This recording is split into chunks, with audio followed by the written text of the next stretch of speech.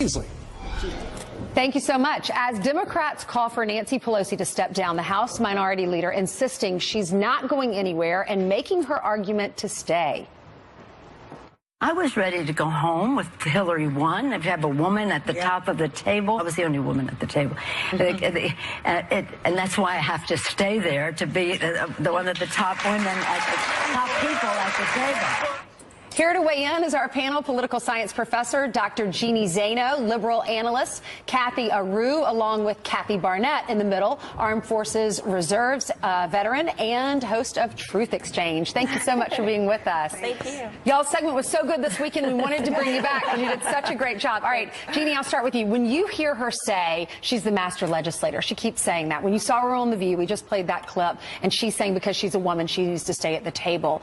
Does it sound desperate to you? Why does she want everyone to hear her resume? Is she worried about losing that power?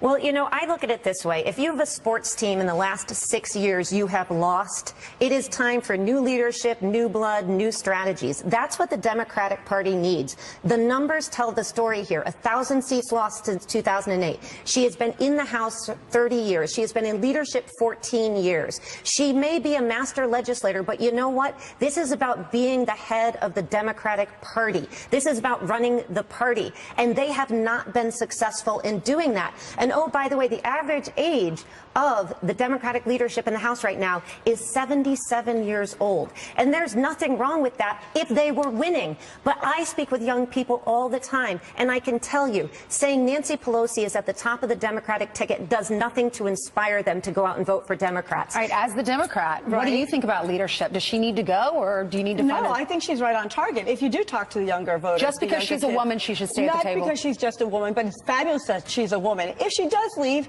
then there is no woman at the table. I mean, that's a scary thought. So you are saying she should stay because she's a woman? It's a scary thought. Yeah, she's a wonderful, powerful legislator, so yes, she should be at the table. She's a master legislator. She's a master. She's great at what she does. So yes, there should be a woman at the table. She is the right woman to be at the table, and if she leaves, there would be no woman at the table. So I think she does a great job. Everyone supports what she says. Everyone supports in all of her ideas. So if she's aligned with the party, then why would we want someone new? All right, well, Kathy, we heard during the election when Hillary was running, we heard from a lot of females that said they're all in favor of a woman for president. It just has to be the right woman. Do you think the same for Nancy Pelosi?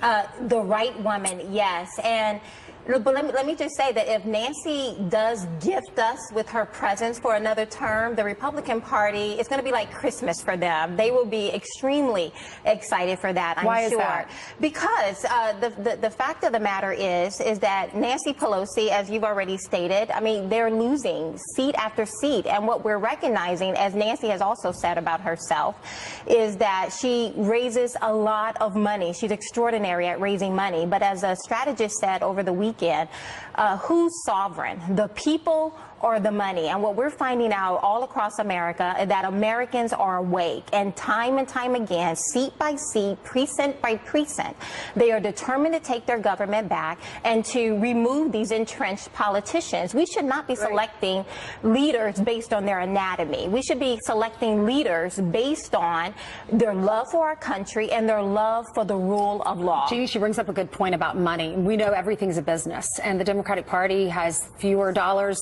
in their bank account than the Republican Party does, and they're going up against Donald Trump in a few years. Does she bring up a good point? I mean, is the Democratic Party worried about losing Nancy Pelosi because she can fundraise? Yeah, absolutely they are. And that speaks to the problems in the Democratic Party. Look, at 4 special elections, they lost every single one. And to Kathy's point, we have 2 Kathys, to this Kathy's point, they lost in Georgia, they lost in Montana because the Republicans made Nancy Pelosi the story. You can love Nancy Pelosi. We can want a female, but you have to have a leader for the Democratic Party, and she has not led it in the direction. Parties need to win to change policy. So you can say, oh, she's great, she can call herself a master legislator. You can't legislate without voters. Is it time and they for don't another, have support. No, but that's the point. They made her the story because she's a woman, so men have taken advantage that we have such a powerful woman. But she just made herself the story. Men are she afraid. Just went on The View saying that that we need her because she's a woman. So she made herself the story. And so if other people take her at her word, and again, as I said before, the Democrat Party is notorious for telling us gender doesn't exist, and yet they play that card. Secretively, though, are the Democrats really worried? They're not. The caucus there's not a female leader. There's not necessarily a leader. Well, no, 45% of women voted for President Trump. Yeah, well, yeah, but Hillary won the popular vote, so I still think Hillary's my by the way, president. let's just say But she's been in leadership for 14 years. You should be bringing young women up through the Democratic Party. I work with young women. They want to run and win. 14 years you're in leadership. You're surrounded by men. Bring up these young women. She cannot be the only one. That's not how leadership works. You plan for a successor, and she hasn't, and her time has run out. I think Democrats think that. Thank you so much. Jeannie, Kathy, and Kathy, thanks for being with us. Thank you. A bombshell new report revealing the Russians weren't just donating to Hillary Clinton, they were spying on her as well. And we're having burgers for breakfast. Oh, yeah. Top House Democrat Linda Sanchez, vice chair of the caucus. This is what she reportedly said in an interview with reporters from the Washington Post and LA Times that will air Sunday on C-SPAN. I'm quoting, "I do think we have this real breadth and depth of talent within our caucus, and I do think it's time to pass the torch to a new generation of leaders, and I want to be part of that transition." Now, we've already gotten a response from Pelosi's office, who just told NBC News Leader Pelosi enjoys wide support in the caucus and has always said she is not in Congress on a shift, but on a mission. Leader Pelosi is focused on winning back the House, and anything else that's a distraction from our path to the majority. Similar thing from Steny Hoyer. What's going on the Hill, Casey? Well, what you're seeing is a long, simmering, and very ugly divide and argument inside the Democratic conference spilling out into the open. And Linda Sanchez is the second highest ranking woman in the House leadership.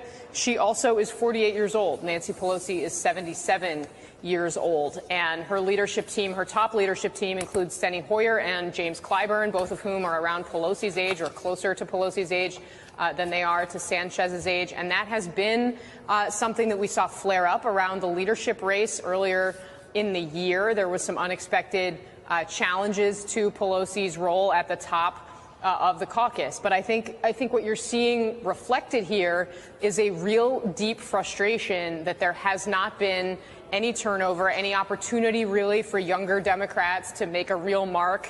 And there's also concerns that Nancy Pelosi's name is a liability for Democrats running in the 2018 midterm elections. It's already been basically shown that that's the case. Now, she raises a lot of money, which is part of the flip side of that argument. But you're starting to see that spill out into the open. And I will say Democrats privately are not pulling any punches behind the scenes as they talk about this. There are suggestions that Sanchez only won her leadership role by one vote, essentially that she's barely hanging on in that regard, that this could spark backlash from the Congressional Black Caucus, even the Congressional Hispanic Caucus. Those are typically two groups that have been very strongly allied with Nancy Pelosi. So not a great storyline. House Minority Leader Nancy Pelosi became a member of Congress through a special election 30 years ago. She has led House Democrats for the last 14 years, including a stint as the first female speaker.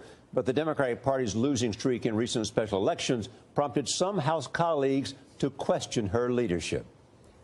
Nancy Pelosi was a great speaker. She is a great leader, but her time has come and gone. I think it's time for change, and these election results frankly show that.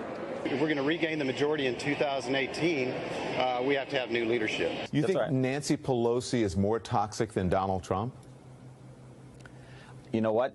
The honest answer is, in some areas of the country, yes, she is. That's the honest answer. Congresswoman Nancy Pelosi, good morning. Good morning. You want to respond to what you Well, I mean, it's like I'm here and we're hearing all these other people. They had their time on TV. This is such a small item. It isn't about me. Right now, our fight is about the Affordable Care Act. I've always had a challenge in the caucus right from the start when I was first elected. But let's look at this, too. You have been losing special elections. Okay. And 4 of them, and people say it's because the Democratic Party, of which you're a leader, has no message. Your only message is anti-Trump. No, that isn't true. First of all, let me just say, these are 4 races we would never have chosen to go into. They were chosen by Donald Trump. 4 races were double-digit lead for the Republicans in the previous election.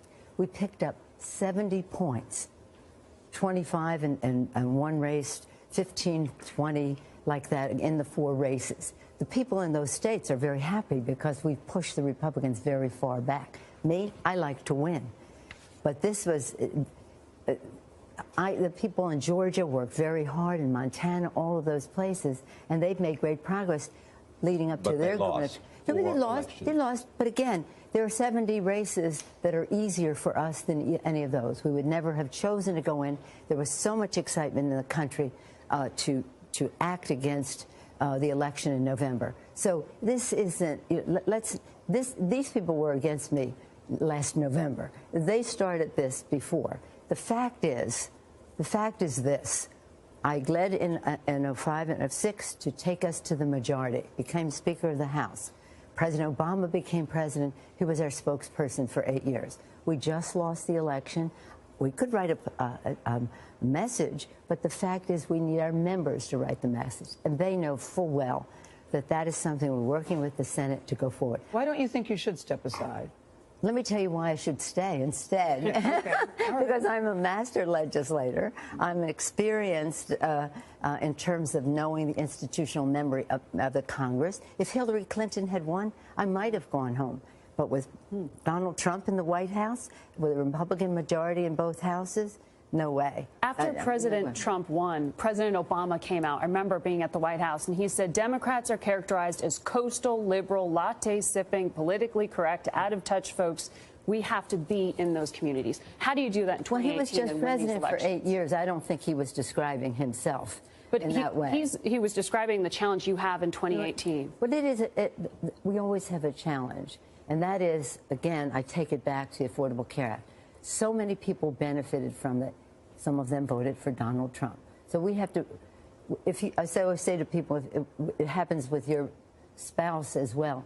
If you think you're communicating and they don't think you're communicating, you're not communicating. So it isn't about our agenda. It isn't even about our message. It's about our communication of it. And right now, this week, we're in a fight for our lives and the lives of many people in our country because we must defeat what is going on in the Senate. You said you're a master legislator. Let's see your sense of where the Congress is. What kind of bill will come out of the Senate? And we know that. Will the president and will the Republicans get enough votes in the Senate to pass it? I don't think anybody knows that right now. Maybe Mitch McConnell does. But right now, at this moment on Monday, we haven't seen the CBO report yet. We do know that many more people, millions, hundreds of thousands of people will die if this bill passes. But you don't think there's room to fix this legislation? You're saying out of hand. No, let me be very clear, and thank you for that question. The Affordable Care Act, we can work together to Republicans and Democrats can fix it. Absolutely.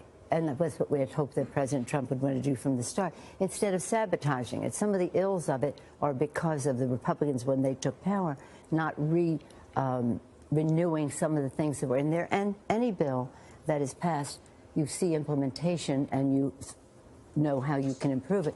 But these bills, systemically, structurally, they are very, very harmful to the American people. They will raise costs with fewer benefits, have an age tax. If you're 50, nobody here, of course, 50 to 64, they will undermine Medicare. They will throw millions of people, tens of millions of people off. Is there anything that you see in the Republican bill, though, that you think that you all can work with, that you can sit down, nothing? And willing to work with? No, it's not a question of willing. Structurally, this undermines Medicare in the long run. This is so essential. So if this bill passes and goes back to the House, can it pass in the House? It depends on see, right now they're going to the right in order to pick up votes. And if they pick up votes on the right, then they may lose the moderate votes that they got in the House. It's great to have you here. It's my pleasure to be here. And we have to have people write their senators, write their Congress people. And you're not going anywhere. Well, I stay at the pleasure of my caucus, and I'm very pleased with the support that I have from them. Thank you for joining us. My pleasure. Congresswoman Nancy Pelosi.